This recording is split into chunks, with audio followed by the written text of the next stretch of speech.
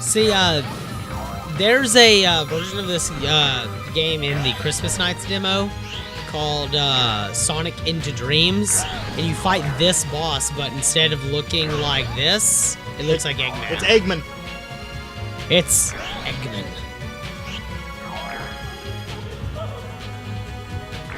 As you can see, I'm not having the best run of Puffy here because it's kind of hard to see where I'm going to throw her. Yeah. The fact that I didn't have to replay this entire stage is a fucking miracle in and of itself.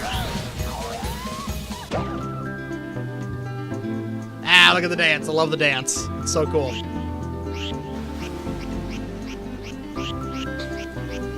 This is me just dicking around. All the best stuff. Splash Garden. Done. Splash Garden C rank. Not my best run.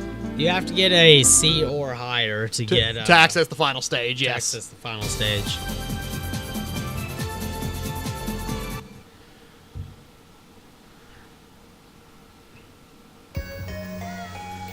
Now we're going to be going to Claris's second stage, the Mystic Forest.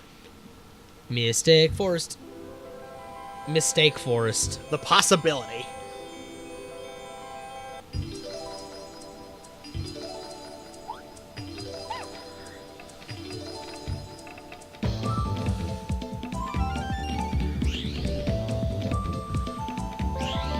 In sharp contrast to what I was talking about before, the girl in Journey of Dreams gets a very similar stage to this. But it's called the Memory Forest.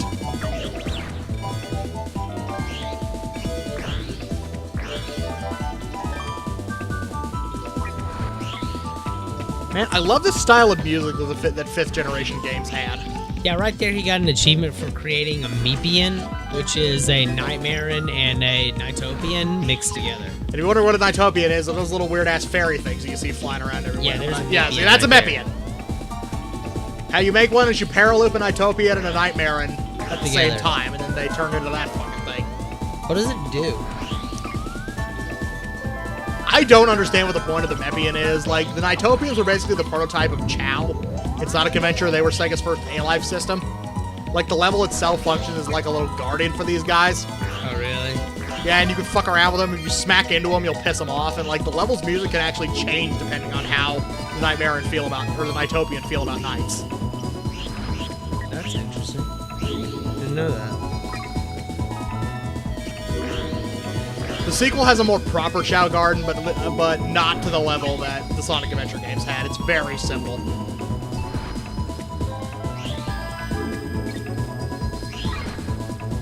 We'll be showing it off when we play the sequel. There's a lot that goes into it.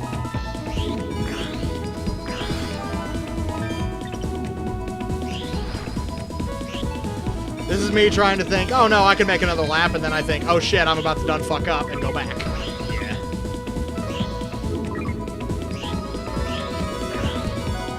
Or this is probably the one where I think I'm just too fucking good for myself. Nope, I make it. It's the next lap where I done fuck up. All the fuck-ups.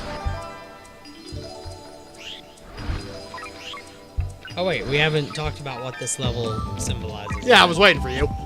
Mystic Forest, right? Yep. Mystic Forest, also called the Possibility at the beginning, is the second dream of Claris. The world was unconsciously created by Claris's inquiring mind. Mystic Forest is a peaceful, strange forest enveloped with fog and filled with road signs. There are also some ancient ruins scattered about the forest, a swamp, and a cave. The boss of the dream is Gulpo.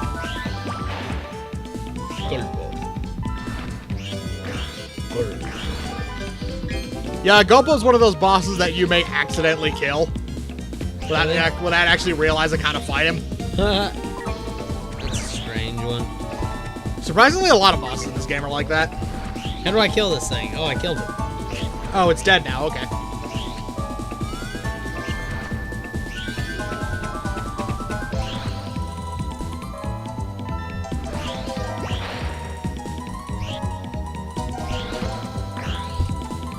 Yes, during practice for this, Gulpo was one of 2 bosses I couldn't quite remember how to fight. Interesting. And now, the Lap of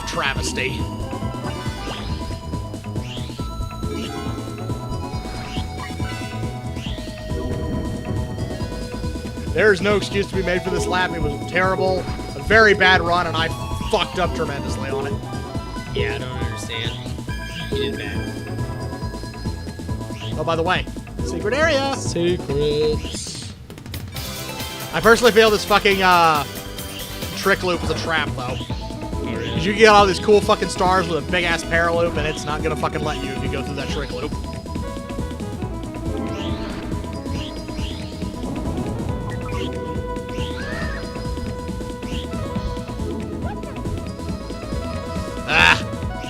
These little fucking clown assholes are...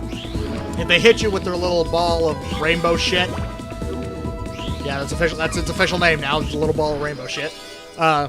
You get shrunk and you slow the fuck down considerably. It took me 3 passes to get this fucking idiot capture broken. I just dropped the ball completely on this lap.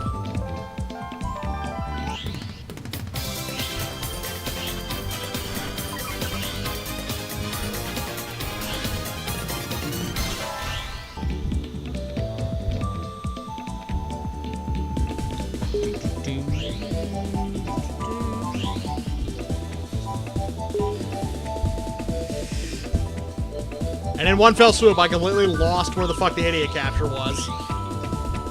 Weird. Completely went past it, and now I am totally fucked.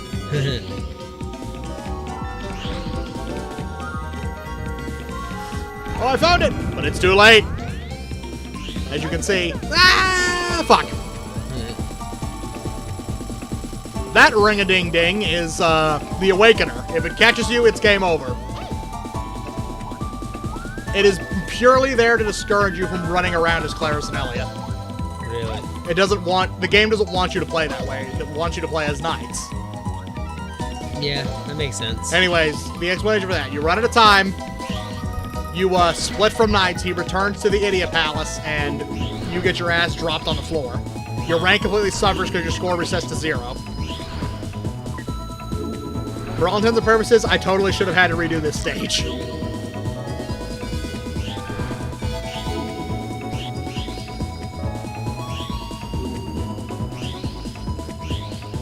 Well, there's an achievement for guiding this little car around to a garage, but I've never found the garage.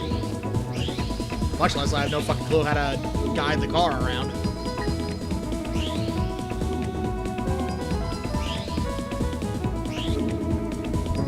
By the way, there's the idiot capture for this round. Sweet. And I had to go here. This place is so strange. Had to go over and get some more blue chips to blow it up, and now we're good. Very difficult, it seems.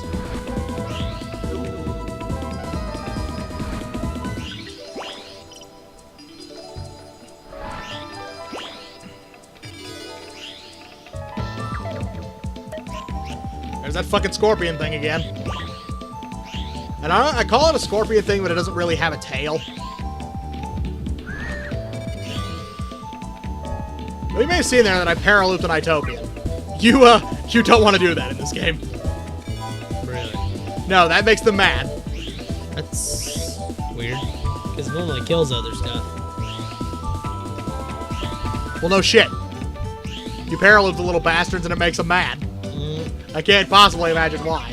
Now, in the Wii game, again, counterintuitive to how this one works, you have to paraloop Nitopians to send them to your little garden.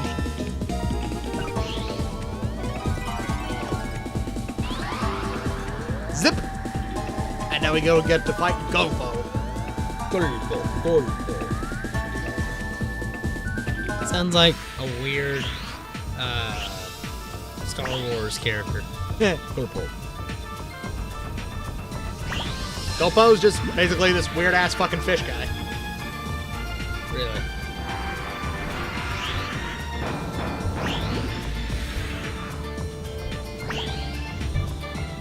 Pretty much all the bosses in this game have a visual successor in the second one, even if their boss fight does not work any sort of the same way.